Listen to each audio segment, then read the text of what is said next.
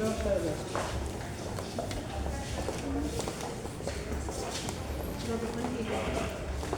Sige, so,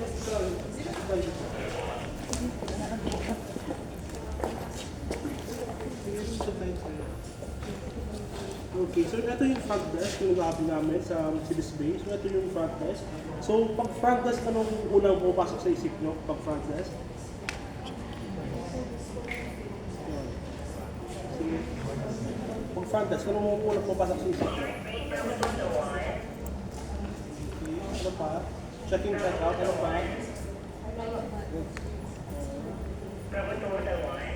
Okay, so dito sa front desk kami yung Hard Rock Hotel. So sa amin kami mag-assist sa arrival ng guest and then even check-out kami yung nag-assist. So lahat ng information from kailangan ng operation. Yung operation is lahat yung like at everyday operation, yan yung tatawag ng operation kasi kapag may mga guests, so lahat ng information na sa amin galing. So kami magpapasa niya sa ibang department.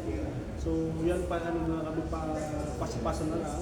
And kapag front desk is dyan pumapasok yung mga food base, pag-arrival. So kanina magsabi ni Sir Ken is kapag front desk ka, iba-ibang yung mga natin. So meron mga ganit, mga bait, so depende lang sa guest. So pero naman ang maganda naman sa front desk kasi so kapag nasanay ka naman sa ganitong front desk, so mawawala yung kapal ng mukha nyo. So sa una lang talaga, kahit nakakatakot, lalo pag first time, diba? Pag first time ka nakakatakot talaga, siyempre lalo pag napakilita ka ng guest, nasabihan ka ng masakit na sa lupa. Pero pag sanay ka naman na, parang wala na sila na. Pero kailangan pa rin siya pakinggan. Kailangan yung pa rin pakinggan yung sinasabi ng guest. Kung ano, para makakalim nyo kung ano yung side mo. Huwag yung tarayan ng kasi hospital din tayo, diba? So, hindi pa rin natin i-accommodate yung guest. Okay. Actually, ito si Dana is, dati namin siya duty here. So, first day na ngayon. From Anvil siya, Mariners, Legazpi. First day na ngayon. Tapos mga tanong, kailan tapos yung gusto mo? Last month na, kaya yung month? Last month pa.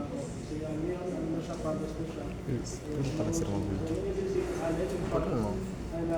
Yung video na kasi. Dapat you always ask permission.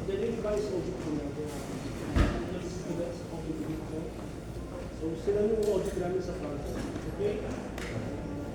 So, dito pala sa front desk, yan, so kami yung sa reservation kasi ba yun? Pwede nyo sabi ko rin, sir, kung ever